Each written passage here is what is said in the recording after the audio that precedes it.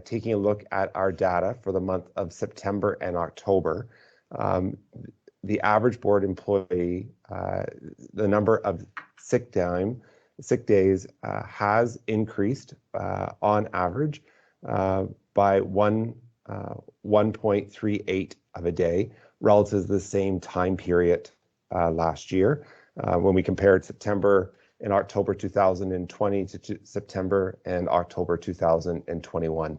So all of this, all these different data points have led us this evening to come to trustees with a recommended action within the report. Through the chair. Thank you, Trustee Tutt. Does that provide the information you needed? It does, Madam Chair. Thank you. Thank you to the superintendent for that explanation. Thank you. Any further speakers to the motion? I'm going to add myself to the speakers list. I don't want to reiterate a lot of the comments that have already been said, but I would echo many of them. I had hoped that we would be in a position where we could proceed with a mandatory vaccine procedure as outlined in Appendix B tonight, but I think staff have done their due diligence and have highlighted the serious risks to keeping schools open and classrooms open, which is one of our utmost priorities.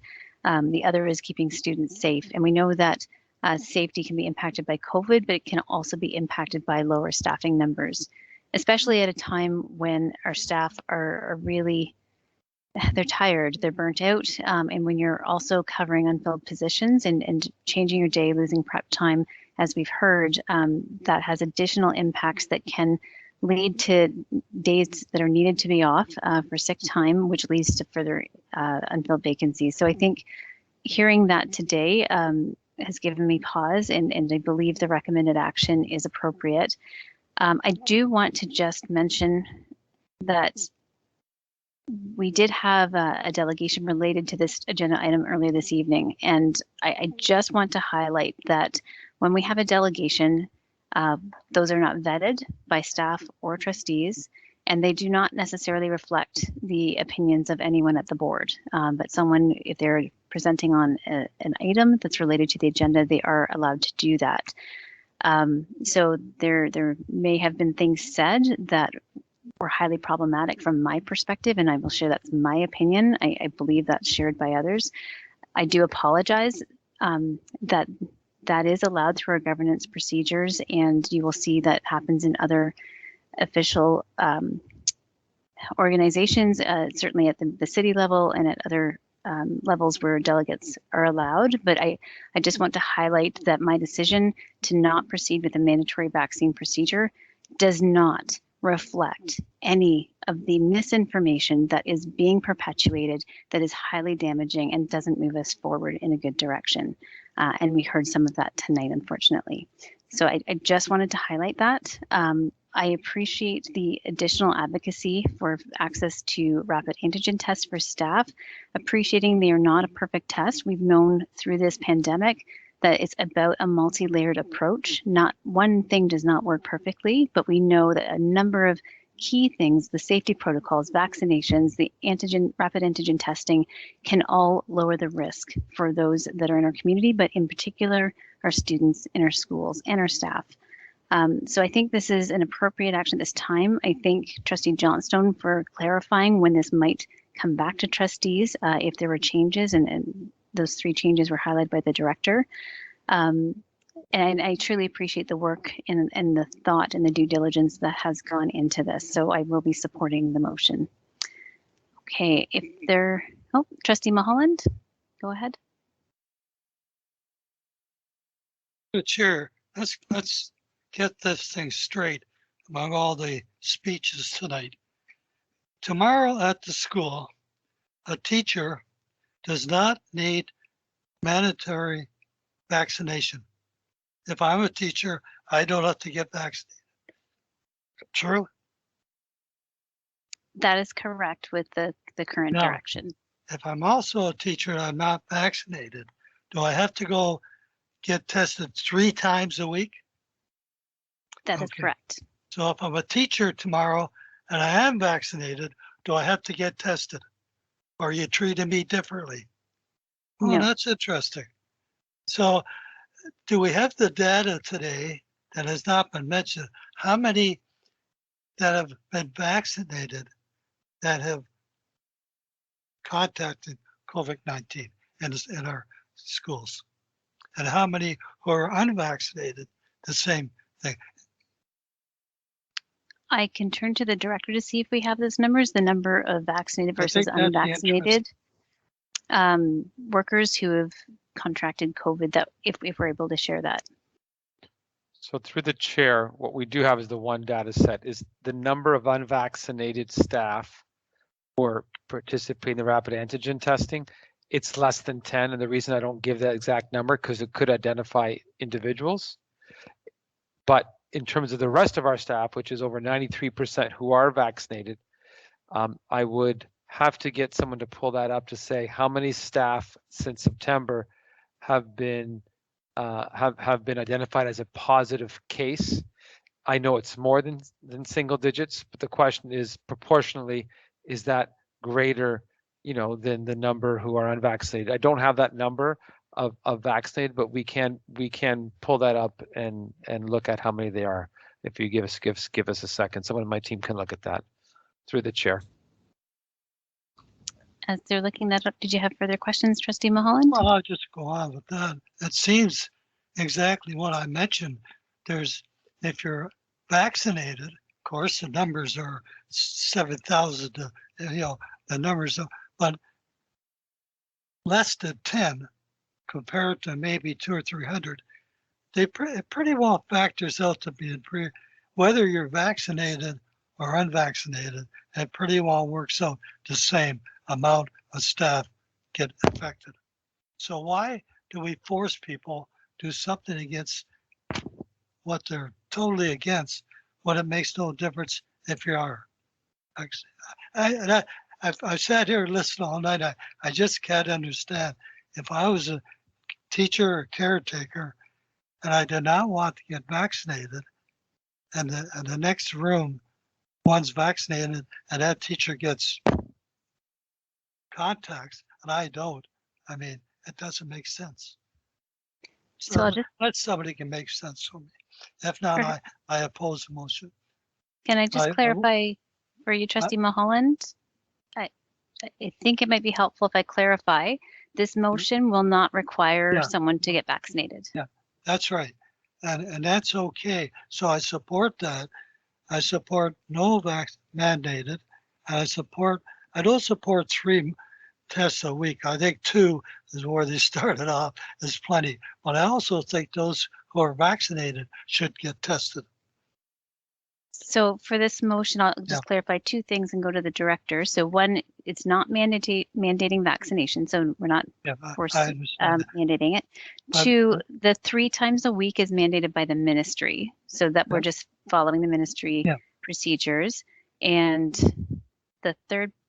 I understand that what you're saying, but what I'm saying, I disagree with that, which I'm entitled to.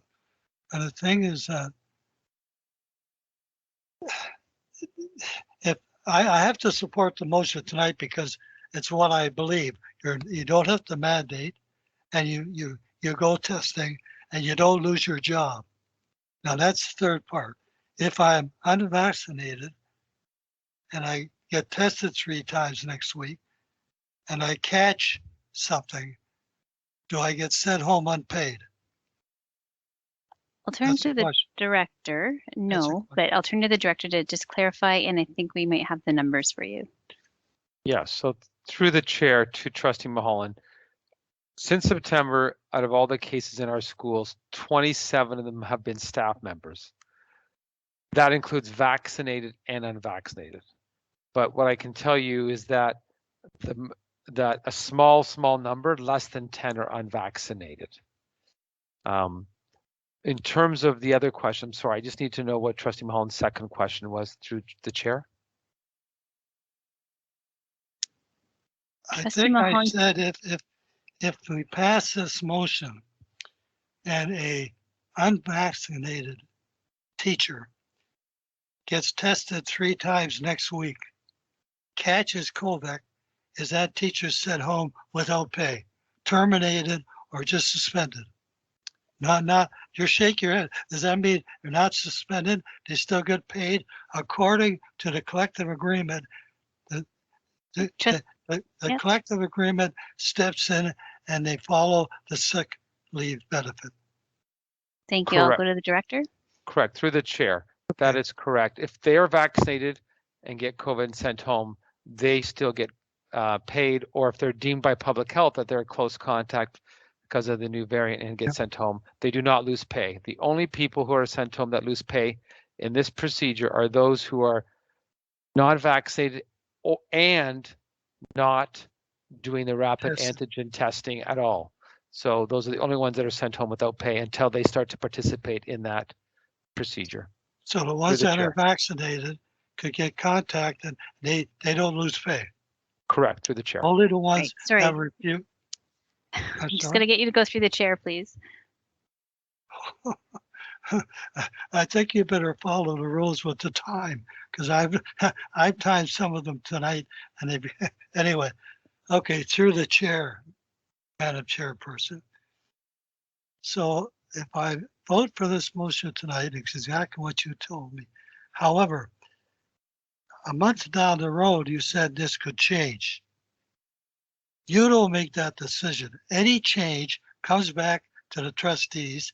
And if I'm going to make a decision that they lose their pay or they get fired or whatever, I make that decision, not you. Correct? That is correct. They would come back Okay. to trustees Okay. for further direction. And I will support the motion tonight, and I'll keep a very close eye on any changes. Thank you. Thank you. Trustee Tutt, I had you as a speaker already. Was it a point of clarification? It kind of is. Now I got more clarity after Trustee Mulholland's questions, which were helpful.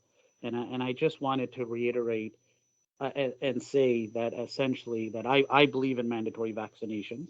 And I think if an educator has chosen not to get vaccinated and cannot obtain a legitimate medical legal exemption, then they're probably in the wrong line of work. All right. It doesn't matter if it's 10, 5, even 1 is too much. And putting our children, other teachers, our community members at risk is completely unacceptable. And for that very reason, I'll be voting against this motion. Thank you. Thank you. Is there any further speakers to the motion?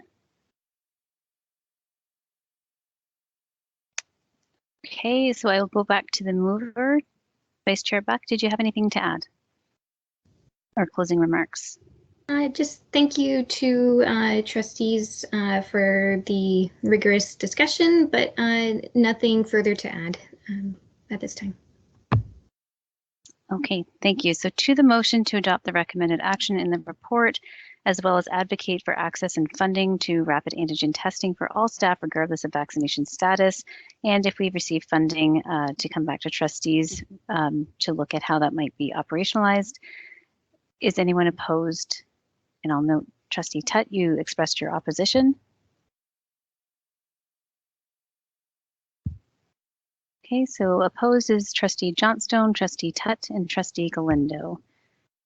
Okay, in favor would be myself, Trustee Buck, Trustee Deeth, Trustee Miller, and Trustee Archer, and Trustee Mulholland, and student trustees Abdel Hafiz and student trustee Mahmood. So that does pass. Thank you everyone for the rich discussion this evening.